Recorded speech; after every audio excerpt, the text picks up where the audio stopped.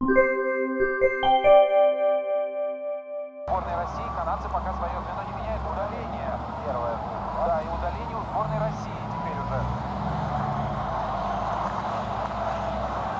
За воротами канадцев шайба. Собственно, атаку 6-5 уже ехал с ворот Мелвин Рикард. Отложенный штраф, но теперь игра остановлена. И сейчас мы узнаем. Антон Белов устраивается на